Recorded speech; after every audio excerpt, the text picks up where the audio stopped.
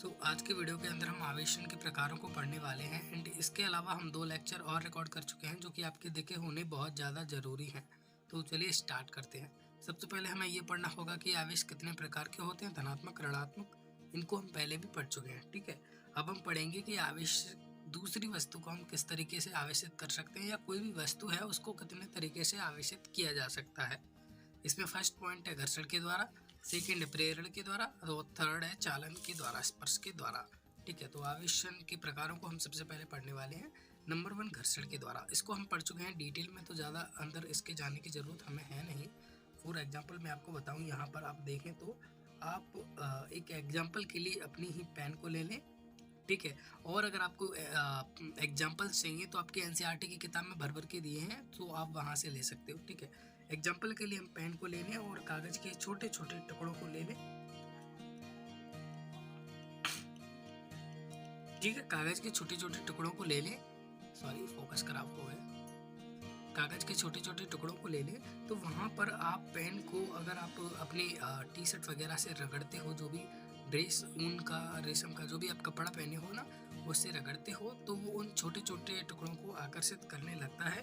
ये रूल है एंड इसके ऊपर हम पहले एक्सपेरिमेंट भी मैंने आपको करके बता दिया है कि एक्चुअली में होता है। और दोबारा बताने के लिए आपको देखो, ये रहे कागज के छोटे छोटे टुकड़े एंड मैं इनको अभी आवेशित करके यहाँ पर इनके पास लाता हूँ, तो आप देखोगे कि ये आकर्षित करने लगा। अब देखो इसका जो आवेश है वो नेट आवेश 0 हो चुका है, यानी कि आवेश खत्म हो चुका है। अब मैं इसको दोबारा रगड़ूंगा,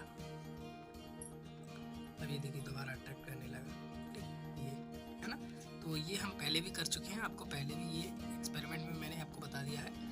ये पहला है घर्षण के द्वारा। और भी एग्जाम्पल आपके एनसीईआरटी की किताब में दिए हुए हैं जस्ट समझने के लिए, और इनमें से ज़्यादा क्वेश्चन नहीं बनते।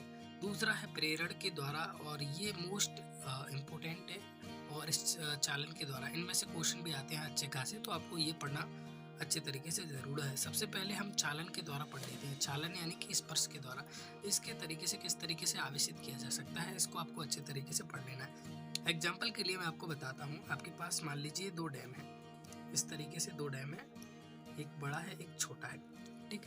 अब मैंने इसको ऐसे पाइप से जोड़ दिया, है ना, पाइप से जोड़ दिया।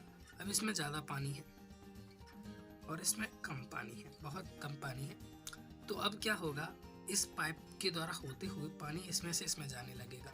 या मैंने यहाँ पर टंकी भर दी, इसमें से पाइप लगा दी इस टंकी में, तो पानी इसका पूरा पानी इसमें चला जाएगा।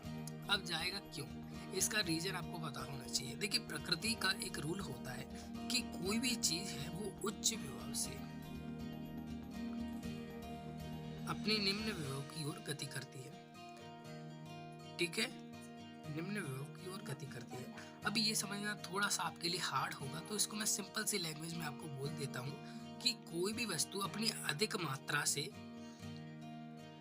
कम मात्रा की ओर जाना पसंद करती है। जहां पर वो ज्यादा घनी होगी वहां नहीं, जहां पर वो कम है वहां पर जाना पसंद करेगी, ठीक है। ऐसा एक रूल होता है जो कि नेचर के अंदर अप्लाई होता है बहुत सारी चीजों पर।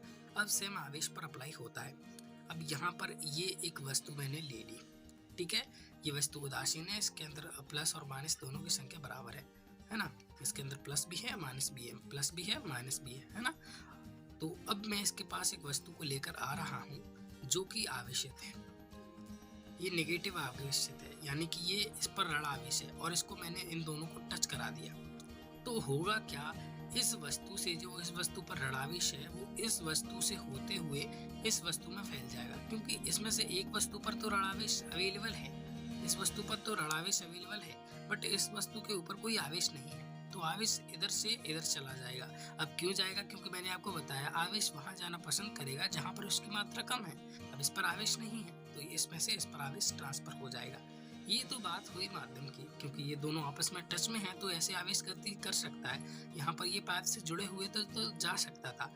लेकिन प्रेरण का मतलब होता है कि कोई भी चीज प्रेरित हो रही है, जैसे कि कोई भी मोटिवेशनल स्पीकर है आपका फेवरेट, चाहे संदीप माहेश्वरी हो या विवेक बिंद्रा, कोई भी है, एंड अगर आप उनसे मोटिवेट होते हो तो वो आपको पास बुलाकर आपके मुंह में अपना हाथ डाल के, मतलब ऐसा कुछ नहीं कर रहे या कोई आपको दवा दे रहे हो, मेडिसिन दे रहे हो जिससे कि आप मोटिवेट हो रहे हैं, नहीं, वो आपको अपनी बातों से ही मोटिवेट करते हैं तो वो आपको प्रेरित करते हैं, एक तरीके से बोला जाए तो वो खुद कुछ नहीं करते। जैसे आपको कोई वैक्सीन वगैरह लगा के दवाई वगैरह दे के नहीं करते, बातों से करते हैं। तो इस तरीके से मैंने कोई भी वस्तु ले ली, इसके अंदर मुक्त इलेक्ट्रॉन है, फ्री इलेक्ट्रॉन है, यानी कि इलेक्ट्रॉन गति कर रहे हैं। फ्री इलेक्ट्रॉन का मतलब होता है कि इलेक्ट्रॉन की अधिकता है और फ्री इलेक्ट्रॉन यहाँ पर गति कर रहे हैं। किसी भी वस्तु के अंदर फ्री इलेक्ट्रॉन होते हैं, यानी कि मुक्त इलेक्ट्रॉन होते हैं, जो कि यादृच्छिक गति करते हैं, क्योंकि उनके पास कोई परमाणु नहीं होता, कोई नाभिक नहीं होता, तो इधर से उधर फिरते रहते हैं, बिल्कुल आवारा लड़कों की तरह। ठीक है, तो उनको फ्री इलेक्ट्रॉन बोला जाता है। अब इसके अलावा मैं कोई यहाँ पर वस्तु लेकर आया जो कि आवेशित है, प्लस प्लस प्लस। ठीक है, अब वो आवेशित है, तो यहाँ पर आपको एक सिंपल सा रीजन मैं आपको बताने वाला हूँ। इस वस्तु के अंदर माइनस की संख्या बहुत है ना, फ्री इलेक्ट्रॉन है, और इस वस्तु पर प्लस आवेश है।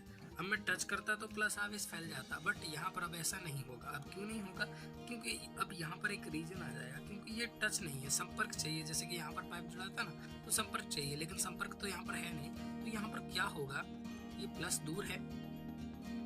ठीक है, अब ये क्या है, प्लस जो है माइनस को अट्रैक्ट करेगा, तो जितना भी इस पर माइनस है वो इधर आ जाएगा। ठीक है, माइनस इधर आ जाएगा, और जो प्लस है वो प्लस को प्रतिकर्षित करता है, यानी दूर करता है, तो प्लस इधर चला जाएगा। मैं बोल रहा हूँ ना, पिछले लेक्चर देखे होने चाहिए, वरना ये समझ में नहीं आएगा। प्लस प्लस को अट्रैक्ट करता है, मतलब माइनस को अट्रैक्ट करता है, प्लस को रिस्ट्रिक्ट करता है। तो इस तरीके से ये वस्तु आवेशित हो गई, क्योंकि पहले तो इसमें फ्री इलेक्ट्रॉन थे, इधर उधर घूम रहे थे, तब वस्तु आवेशित नहीं होती है। जब फ्री इलेक्ट्रॉन इधर उधर गति करते हैं तब वस्तु आवेशित नहीं होती है। लेकिन यहाँ पर हुआ क्या, इसने आकर्षित कर लिया, इसीलिए ये एक निश्चित डायरेक्शन में आके बैठ गई, तो वस्तु कैसी हो गई, आवेशित हो गई। तो ये कुछ विधियां हैं जो कि आपके एग्जाम में आ सकती हैं।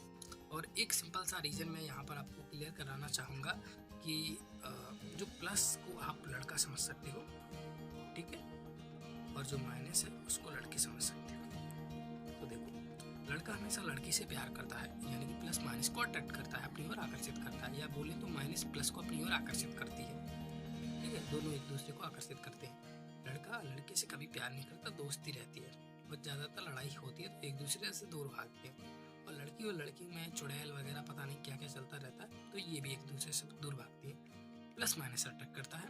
तो ये कुछ विधियां हैं जो कि मैंने आपको बता दी, जो कि काफ़ी ज़्यादा इंपॉर्टेंट है। और तीसरी विधि के अलावा चौथी विधि यहाँ पर अवेलेबल नहीं है आपके कोर्स में, तो ज़्यादा दिमाग लगाने की ज़रूरत नहीं है। अदरवाइज अगर आपको कोई डाउट है तो कमेंट सेक्शन में पूछ सकते हो। शायद ये वीडियो छोटी हो, लेकिन आपके लिए काफ़ी